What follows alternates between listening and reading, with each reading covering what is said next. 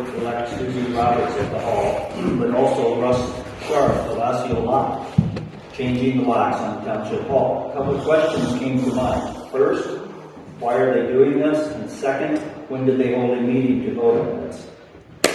I had not been sorting and cleaning in my office long when Susie entered and asked where the laptop was. I indicated it was right in the drawer where it has always been, and she proceeded to remove it, as if I was going to steal it or something. I finished in my office and was taking my things to my vehicle, stopping to inform them that they were my personal effects and zoning papers. And before I could load them in the vehicle, Pat and Susie are outside the door wanting to know where I am going with zoning items. Susie gets a bit of a pass on this due to the newness. But Pat, after 30 plus years of zoning, should know that supervisor and zoning are not synonymous, and I proceeded to inform them that I was the zoning administrator until the board decided I wasn't. I'll take this opportunity, as you've already heard, to make it publicly known that my resignation from that position has been tendered before this meeting. It's typical that candidates congratulate the winner, but because of the aforementioned behavior and the circumstances surrounding this race, I have not done that and likely won't. With the inaccuracies and half-truths that have been printed and said, and with a sitting trustee running against the supervisor midterm, the unwillingness of board members and citizens to listen and understand circumstances, and the outright lies and character assassination that has taken place during this campaign, the most I can bring myself to do is perhaps thank you. Why would I thank you? I believe this nation and world is about to get more insane than we have ever seen, and I don't know just what running a township government would look like in those circumstances. So it might be in order to offer my gratitude for taking the burden off my shoulders.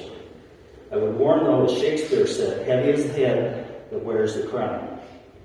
I would further admonish with the words of Solomon, in all your ways acknowledge him, the Lord God, and he shall direct your paths. If you truly do that, you might be the best board Adams Township has ever had. And if you don't, you could be the worst. At a town hall meeting, and yet again, 10 hours standing outside here on election day on the front lawn. None of you board members ever came to me, and none of you public distractors ever came and asked a single question or sought an explanation. The township, and actually me, I experienced very heavy-handed, we all experienced a very heavy-handed reaction from the state within 2 weeks of asking questions and raising concerns at the tabulator. 2 weeks, the state acted extremely strange and very heavy-handed in an authoritarian way. This in itself should have raised suspicions. Thomas Jefferson once said, I prefer dangerous freedom over peaceful slavery. Jason, Pat, Randy, and even Susie, with the slander that you spread, you appear to have all surrendered to the peaceful slavery that comes from not knowing your authority or where your obligation begins. I will stand with Thomas Jefferson for that dangerous freedom over any proposal of usurpation is defined as the taking of a position of power or importance, illegally or by force. And this is what happened in Adams Township. The issue that I fought for from the very beginning is that, number one, a bureaucrat from the state, meaning Jonathan Rader of the Bureau of Elections, did not have the authority to remove the statutory duties of an elected official.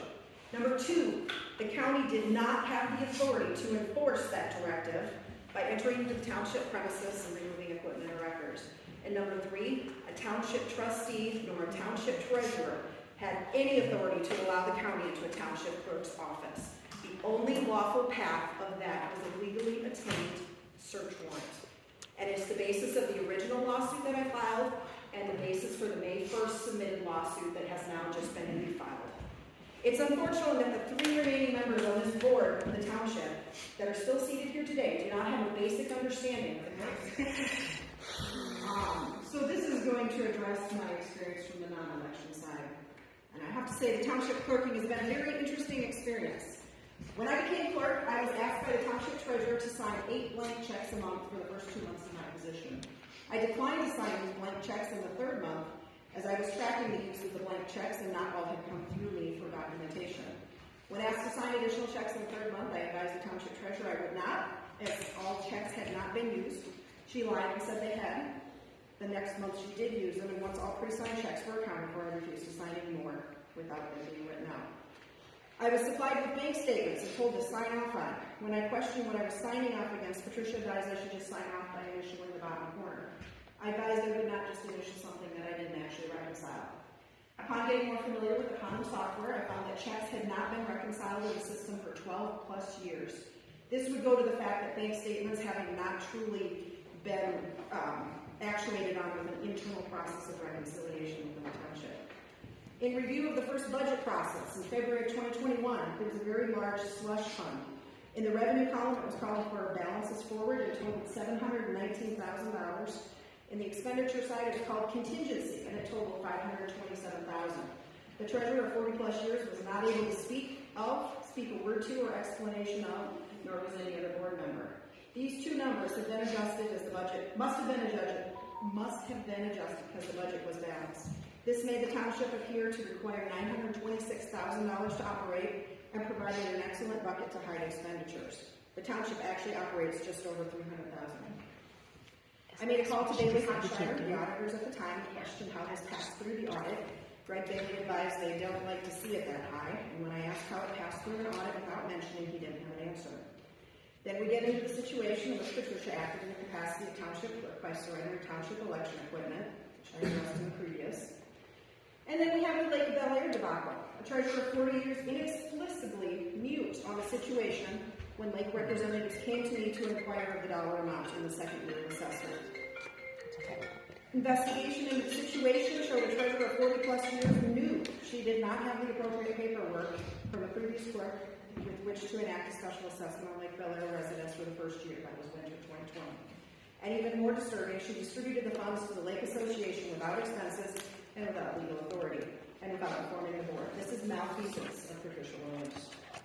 The malfeasance was again doubled when she went to the township's board, went behind the township board's back and colluded with the Lake Association representatives to assess a second-year tax without any board discussion or approval, and again dispersed collection to the Lake Association without receipts.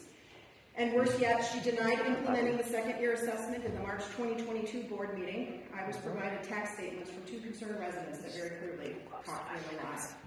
Upon bringing up this very serious issue to the board and involving the township attorney, and then bickering about who gets to define eligible expenses of the No Start project, the board voted to allow the Lake Association to return what they deemed appropriate. PA 188 for special assessment districts apply to the township, and the law should have been adhered to. The township board voted to return the money to Lake residents in June of 2022, and Patricia was to collect funds back from her friends at the Lake Association, as this clearly falls into purview as the township treasurer. She was derelict of duty in July and August as no funds were collected or any attempt made to the best of my knowledge. The two checks were finally collected, September 12, 2022 board meeting, likely as a result of a submission to the claim on Patricia Williams' surrogate aunt. The board voted to accept two checks totaling $25,721.96. The original total collected from the special assessment was $40,602. And finally now, 9 months later, on April 24th, Patricia Williams deposited those two checks into the township account, finally placing visibility on the bookkeeping activities. This expands the Lake Bel Air malfeasance over a 4-year period for auditing purposes. She's promised on multiple occasions to disperse funds, and unless it's been done in the last few days, it's not complete. Referencing back to the audits, Cambridge and Associates completed field work July of 2022 and had problems reconciling township's cash balances.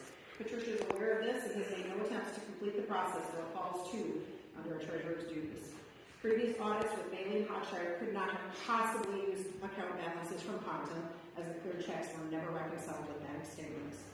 This is simply unacceptable from a treasurer of 40 plus years, and has placed me in a very uncomfortable position as clerk and the second time in the past 2.5 years. I am much relieved to not be tied to this high level of malfeasance and corruption. That's fine. It's a shame the township board isn't more knowledgeable and accountable for the fiduciary duties that it took an oath to provide. So yes,